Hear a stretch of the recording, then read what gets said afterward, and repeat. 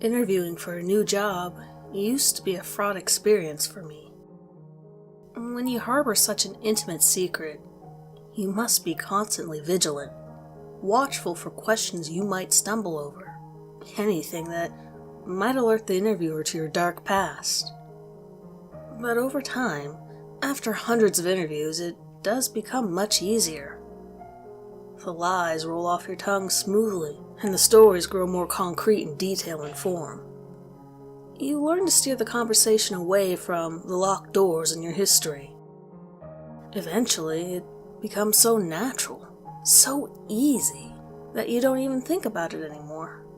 You truly become those stories.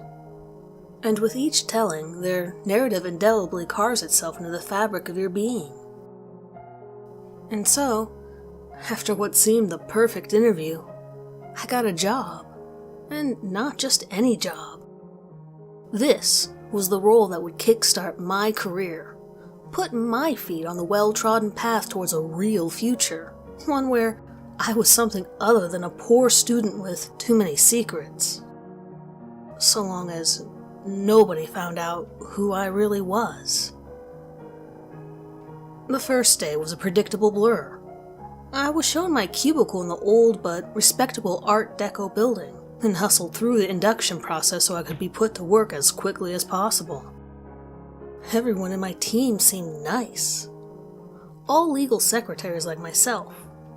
We shared a 4-seater pool in the cubicle farm.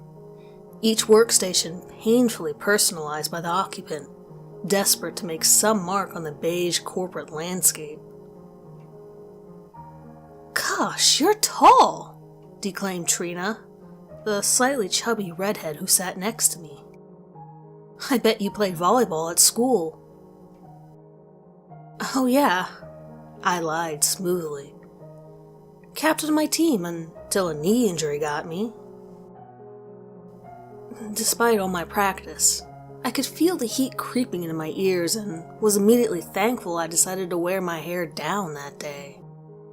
I know that seems like an odd thing to lie about, but the story I'd claimed as my own, the story that had now claimed me in turn, was so complete that I dared not deviate from its path, lest one wrong foot contradict the narrative.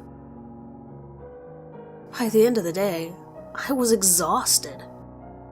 I half dozed on the bus ride home, my energy depleted from so much social interaction, from navigating so many tiny, innocent pitfalls.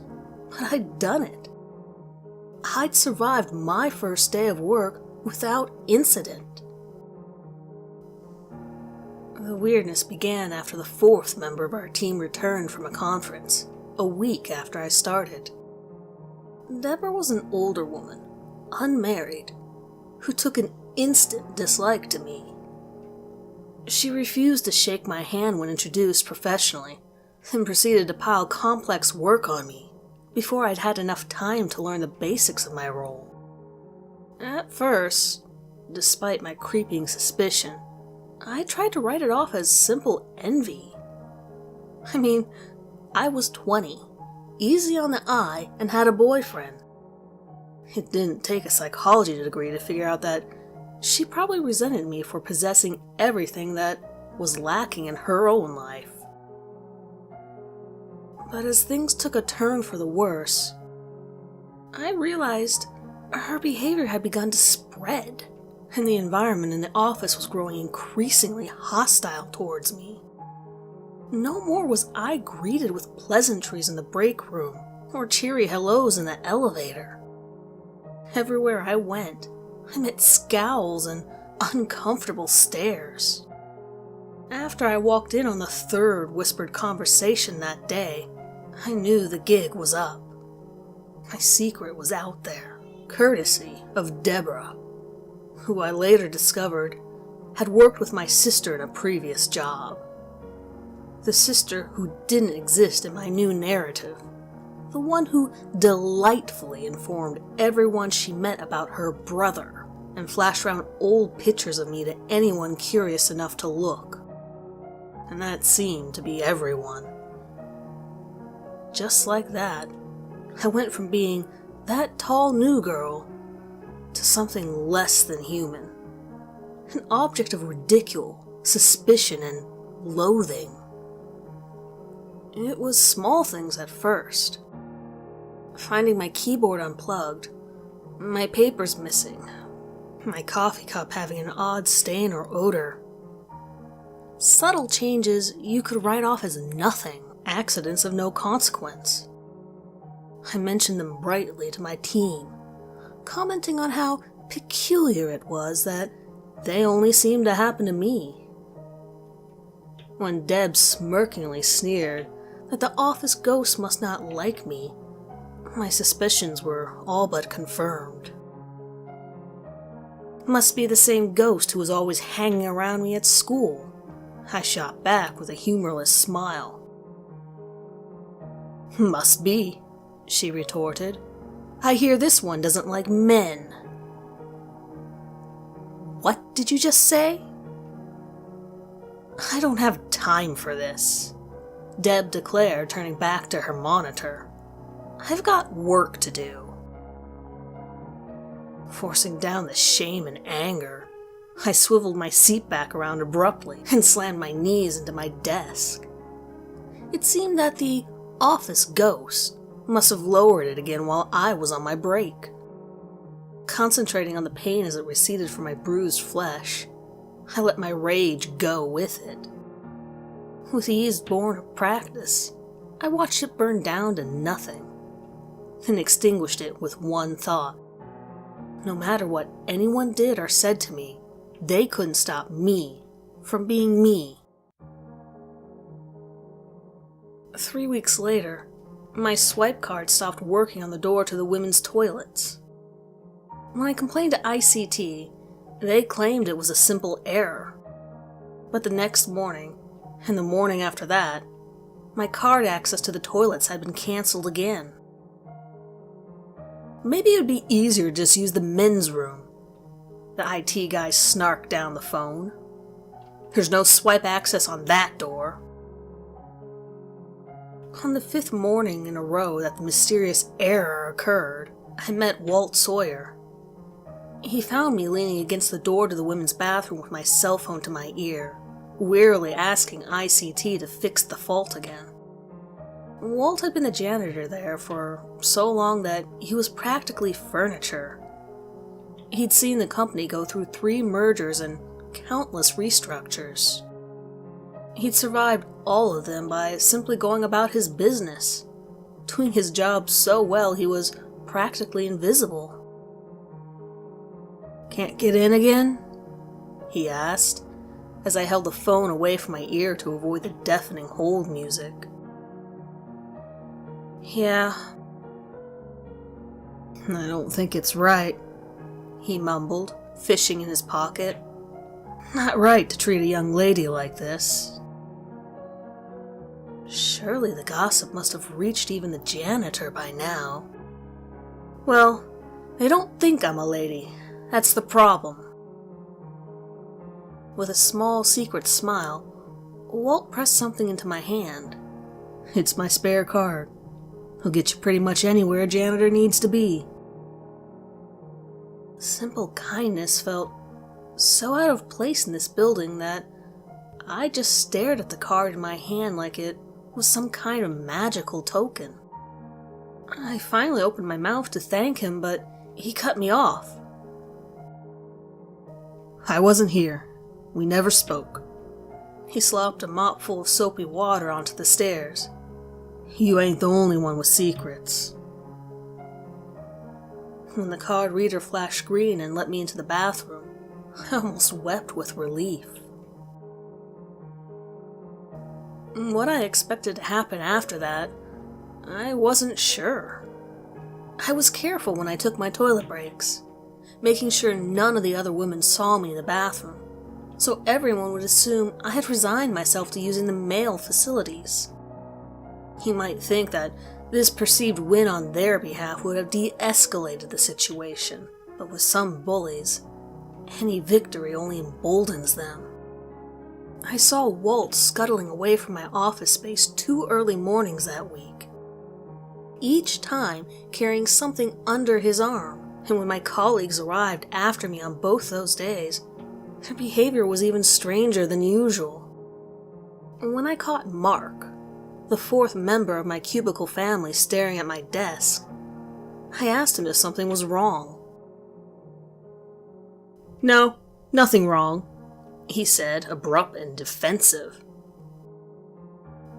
"It's just that you keep staring at my desk," I pressed, not letting it go, as if you're surprised about something. But he was already busy typing, ignoring me. Deb especially seemed put out. Her normal expression was less than pleasant, but today the downward turns of her mouth practically touched her jawline, and she curled her lips like a caricature whenever I answered the phone or greeted someone entering our cubicle. Walt was cleaning up a toner spill in one of the corridors, whistling tunelessly to himself while everyone ignored him.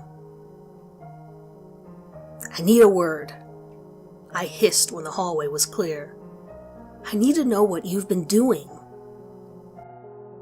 "You don't want to know, miss." "It's Rebecca, not miss. I'm not your boss, I'm just a bottom-rung secretary, Becca even."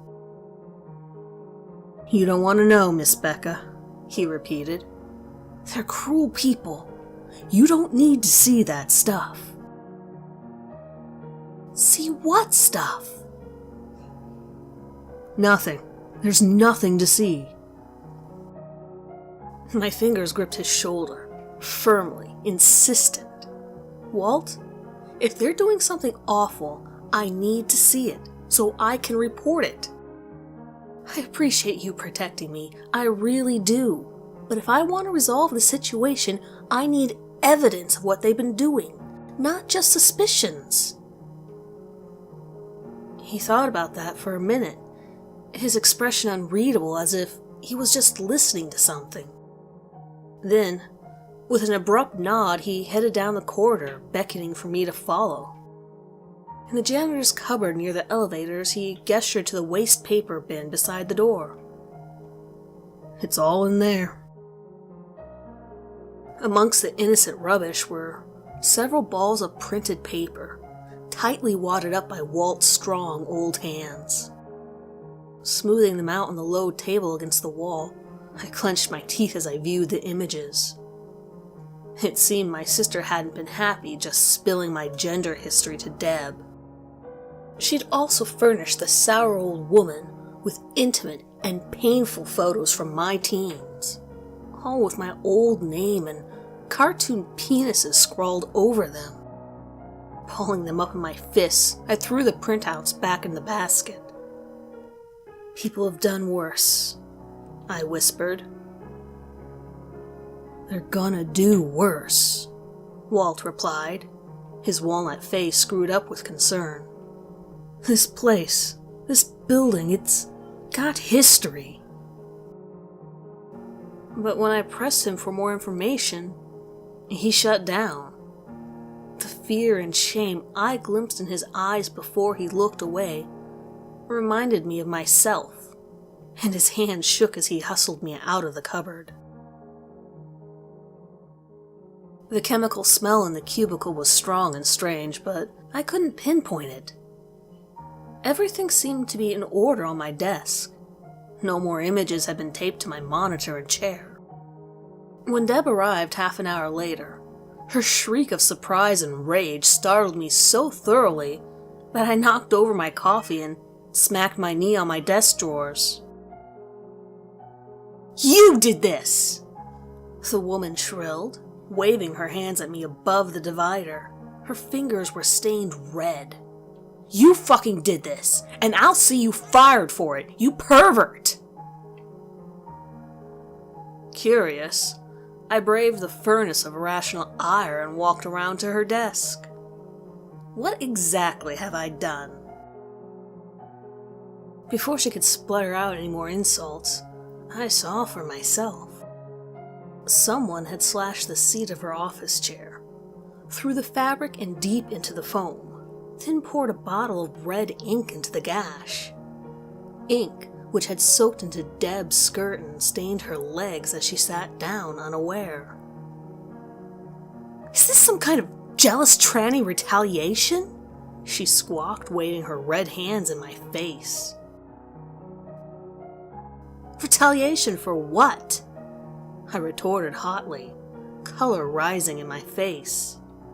"I've taken everything you people have thrown at me with grace and patience, yet you are accusing me of being the bad guy?" "Pack your desk," Deb snarled. "You'll be gone by the end of the day." The HR manager looked uncomfortable as I sat, not meeting my eye. I waited patiently as he read through the statement from Deb, which she had of course embellished for maximum effect. When he was done, I calmly refuted the inaccurate details and explained that I hadn't vandalized any office property. "Well, nobody else had any motivation to do it," the manager said, still avoiding looking at me directly. "And what motivation did I have to do it?" I countered. He shifted in his seat, glancing everywhere but at me. "Deborah Young claims that she, discovered that someone had vandalized your desk late last night after you left." "How was it vandalized?" Surprised, he blinked at me, actually looking at my face for the first time since I sat down. "Well, you must have seen it." I squinted at him. "Seen what? My desk was perfectly normal when I came in." He blustered. "I find that hard to believe." "Why? Why do you find that hard to believe? What the hell happened to my desk?" "No need to be so aggressive, Rebecca," he managed, barely correcting himself.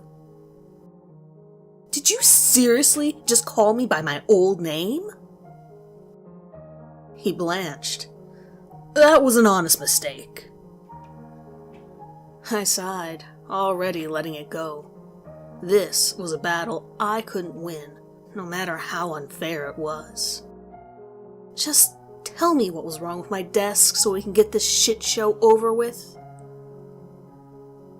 The manager swallowed, picking his words carefully now. "On your desk is a plush toy dog, yes?" "Blue, from Blue's Clues. My boyfriend gave her to me."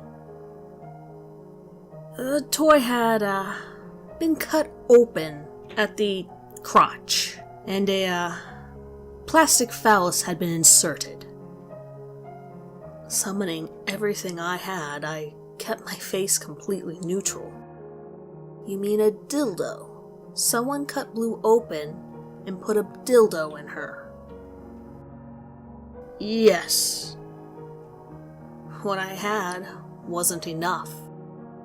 The anger rose like a tidal wave, massive and unstoppable, but instead of breaking in a torrent of destruction and violence, it collapsed, flooding out of me in a wash of hot, shameful tears. As I sobbed, eyes blurred from salt and sorrow, the HR manager must have made a hasty exit, leaving me alone, clutching the edge of the table until I cried myself dry. Walt shook his head as I showed him the meticulously stitched plush toy. The needlework so perfect it looked like a natural scene.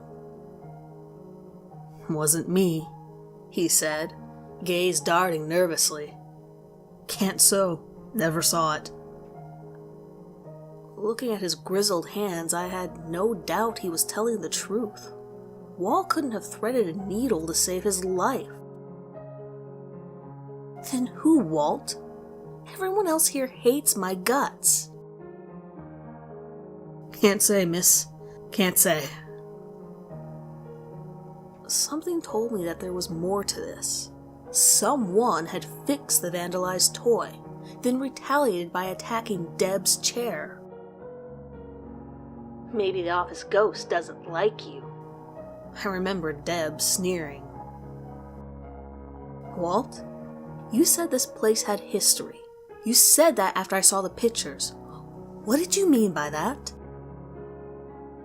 His eyes drifted to the staircase like he was planning an escape. Nothing. I meant nothing. Who is helping me, Walt? Because if they carry on like this, they'll get me fired, and I need this job. People like me don't get jobs like this. People like me aren't supposed to succeed. I know. There was agony in his voice. But I can't say. Frustrated, I left the little man to his work, determined to figure it out myself. My second meeting with HR was called because of Deb's car. Someone had smashed the rear window and poured what appeared to be pig's blood over the back seat. Her car was parked within camera range in the basement car park, but there had been a convenient CCTV buffer overflow error for 10 minutes, right around when the event had occurred. I'd left work by then, I told the HR manager, and if I'd come back into the building, there would be a security record of it. Pull my swipe card logs if you haven't already. He started speaking over me, but I cut him off. Yes, I'm aware that Deb was my secret Santa, and that's why I got beard oil, a voucher for a male-only sauna, and a pair of festive print Y-fronts. Regardless, even if that counts as motivation to vandalize her car, I wasn't in the building, and there's no evidence I did it. I stood and put my hand on the door handle. You know, this is pretty serious. I find it odd that she hasn't gone to the police about it, don't you? He didn't try to stop me as I left. The tension in the air within our cubicle was so thick that it felt like working molasses. Every sound was amplified by paranoia. Every movement scrutinized surreptitiously. The corners of everyone's eyes were getting a real workout. I wanted to scream at them that they had caused this situation. That if they just left me the fuck alone, we could all at least pretend to be professionals and just do our damn jobs without their bigotry overshadowing everything. If I thought it would have made a difference, I would have done exactly that. But experience had already taught me people like this didn't respond to reason. That they didn't have empathy for anyone who wasn't like them. I would ride this bullshit out until it was resolved, one way or another.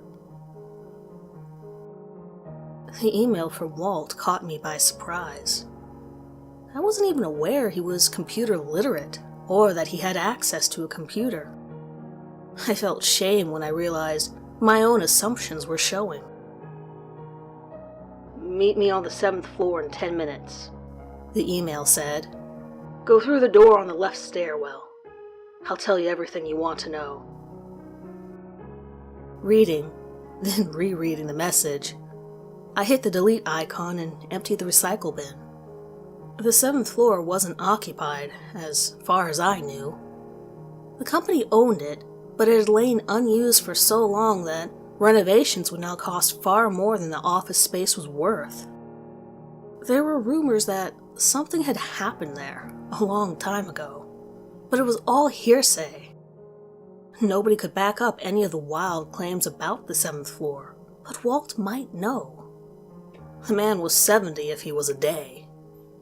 I wasn't surprised when my spare swipe card allowed me through the paint-flecked door and into the derelict gloom of the 7th floor space. Cables hung from the roof, darkly curled like rotting tentacles, and piles of insulation foam clustered against the walls in curious drifts. Heaps of broken chairs and rolls of ancient carpet lurked amongst other scattered, skeletal furniture and sagging wooden shelves. There was no sign of Walt, but a dim light shone from a dirty windowed office, partitioned from the main floor space by naked chipboard walls and mildewed sacking. "Walt?" I called as I pushed open the water-damaged door. What hit me? I'm not sure, but the next thing I remember was trying to pick myself up from the rotten carpet, pain roaring in my skull and wrist. A crushing weight came down on my chest, and I realized someone was on top of me. Mark, by the size and smell of him. He always wore the same shitty, cheap cologne. Pinning my wrists, he looped plastic cable ties around them and pulled tight, while a voice protested from the gloom. Walt's voice. "You said you weren't gonna hurt her! You said this was just a talk!" he said thickly. "Well, I don't see any her in this room other than me," Deb said nastily. "Just you, Mark, and this cock in a frock." "I don't have a cock," I shot back miserably. "A mutilated cock is still a cock." Anger swelled like a balloon, but receded as I shut my eyes and willed reason to take over. "What do you want from me?" Mark propped me up against the damp wall, none too gently. "A confession," Deb said. "You're going to state that you did all those things and we're going to record it. Then send it through to the CEO's office and the police." "Good luck with that," I spat. "How hard do you think it would be for us to put a noose over one of these beams and hang you? Everyone will think you did it yourself. The suicide rate for you freaks is through the fucking roof. And it's not like your loving family would investigate now, is it?" "Just confess," Mark growled. "You can fuck off and find another job." I shook my head. "I'm in the right here. I didn't do anything wrong. You people are the monsters, harassing an innocent person because of your own shitty prejudices." Walt moved for the door, but Deb closed it, holding the handle. "And we know your secret too, Walter Sawyer. It doesn't take a rocket scientist to figure out why you never married, never had kids, and why you're so sympathetic to this ugly she-male." The air seemed to ripple for a moment as she spoke the slur. Walt saw me notice it too and closed his eyes, but it appeared that none of the others registered the odd sensation. Mark thrust his cell phone in my face. "Say that you did it. Confess to all the crap you pulled. Then we can all get out of this shithole and go home." Fixing my gaze on his hateful face, I spoke a single word. "No." Shaking his head, Mark put down his phone. "Deb, get the rope." As the last word left his mouth, the air swam again, as though the entire floor was filled with breathable fluid. Lights flickered and flashed in the rippling atmosphere, and Deb cried out in fear as something fundamental changed in the fabric of the 7th floor. Deb was still Deb, but she was also a young man, dressed in orange and brown, his bushy hairstyle as archaic as his clothing. He danced with Mark, who was also young, slender, and long-haired. Nothing like himself, apart from a certain gleam of terror about the eyes. Their hips ground into each other as they gyrated to the heavy funk of music that belonged to another era. Around them, the ghosts of other dancers, all male, moved with abandon, safe in a place that allowed them to be who they were in a time when their kind was utterly condemned. But they weren't safe, and I knew it. I knew it because I knew who I was and what I was. I was there to ensure that places like this didn't exist, and my badge, my uniform, and my gun all meant I could do what I wanted here. They screamed like women when they saw my pistol, and I laughed at the faggots, reveling in the stink of their sweaty fear in the air. I told them to get up against the fucking wall, and they did. The queers and the sissies, the ones dressed as women, I told to take their clothes off, and they did as they were told, crying like babies. Well, all but one. The narrative of my real self, bolstered by stories, yes, but built from knowledge and pain and truth, thrashed and fought against the alien mind I was occupying. I heard the voice of the police officer, my voice, yell at the offender to take off his dress. "No," the sissy said, eyes so bright and defiant and beautiful and revolting. The rage that flooded through me was far beyond anything that could be controlled.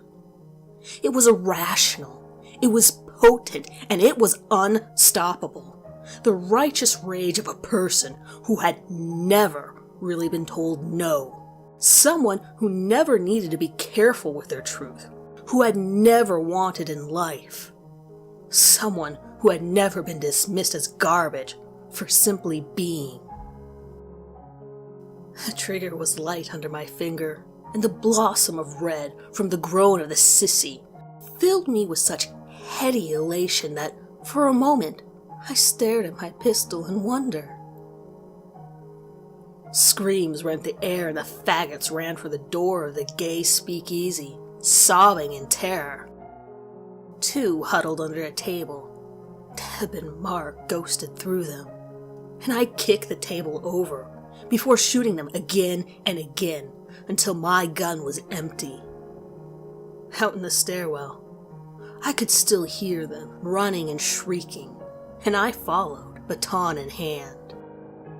A young man in overalls ran into me, raising his arms defensively as I turned on him.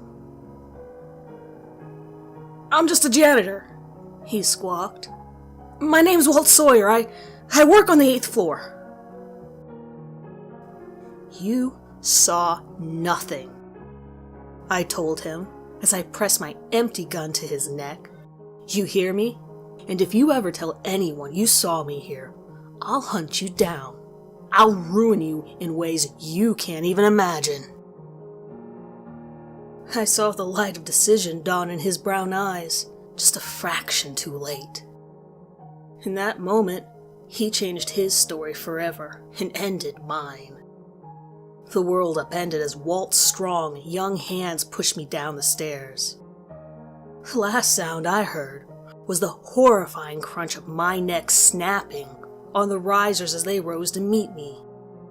And as awareness faded, the whole scene rippled again. The air fluid and nauseating, rank with the stench of urine and blood. What was left of my breakfast came up quickly, splattering the fetid carpet. Walt was beside me, cutting off the cable ties with a pocket knife, apologizing over and over. Curled up on the floor beside each other were Mark and Deb, the former shivering uncontrollably and the latter whimpering like a dying animal. We left them where they lay and stumbled out of that place. The ghosts of the massacre still clinging to us, the personas not wanting to give up their temporary flesh, even now that the truths had been heard. The officer's phantom hatred burned like a virus in my soul, the antithesis of everything I'd ever been and wanted to be. Walt seemed lost in his own recollections of his own actions that night, barely responding when I pushed him up the stairs and back to the sanity of the 8th floor. In the bathroom, I cleaned myself up as much as I could, trembling hands blotting away mascara, quivering lips slowly stilling as I bathed my wrists in cool water. I knew that, whatever happened, one way or another, my time in this place was coming to an end. Holding my head as high as I could and straightening my skirt, I walked out of the bathroom, back into the office, and sat at my desk. Deb's cubicle was empty, and so was Mark's. Deborah Young was found dead in her apartment 3 days later. Several empty pill bottles beside her bed, and her rigid face a blue-black rictus of agony. Mark hadn't returned to work, but he officially resigned the day we all found out about the suicide. Trina and I watched with mixed emotions as Walt cleared out both of their desks.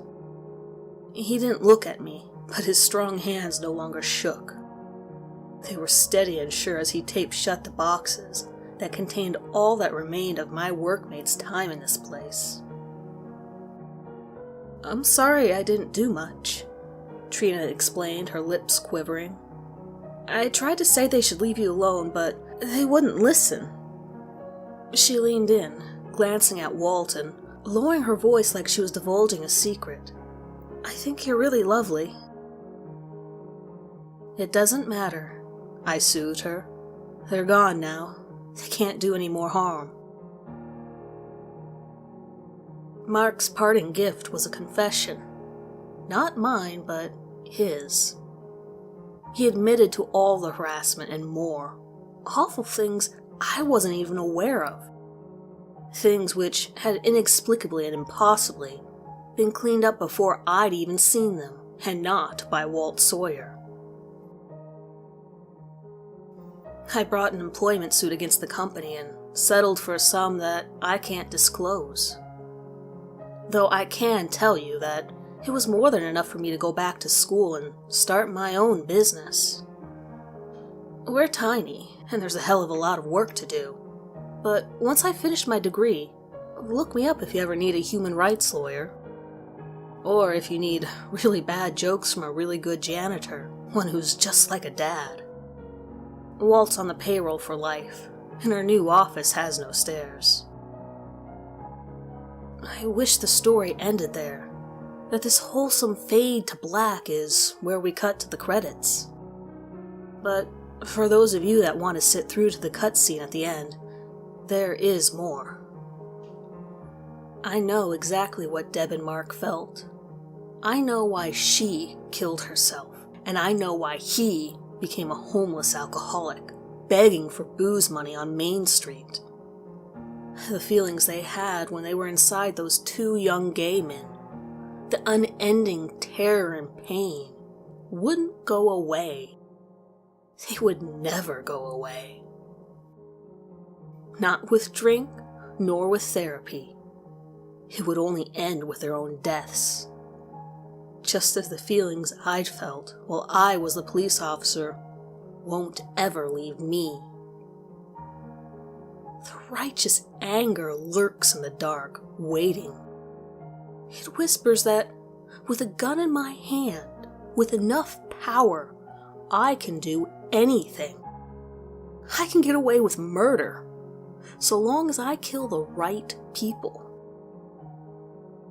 But even more than that, it remembers what it felt like to take the life of someone you have every right to hate, absolutely, and the heady, intoxicating rush that comes with it. It tells me that if I kill just one person, my thirst will be quenched, and for a while, I can go back to being normal, to who I was before, to just being Becca. I saw Mark yesterday, sleeping outside of McDonald's, a tattered hat in his hand, and a cardboard sign beside his head begging for change. Ever since I saw him, there's a picture in my head. My hand putting a gun to his stomach and pulling the trigger until the gun is empty.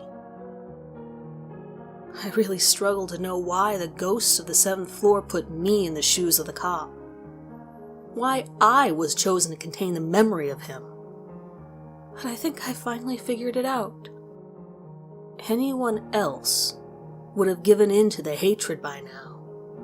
It would have taken them over, and the mistakes of that night in the 60s would have been repeated over and over echoing through the ages, turning story after story into a tragedy, until its power finally faded to nothing. But I already knew how to live with hate. I know how to rewrite it. You might think it's not fair, that I've already had enough struggles in my life, but this is a burden I will willingly bear. It's worth it to change that narrative, even if it's one drop in an enormous sea. And I have help now. I gave Walt the absolution that he's craved for the last 50 years, but he gave me a family.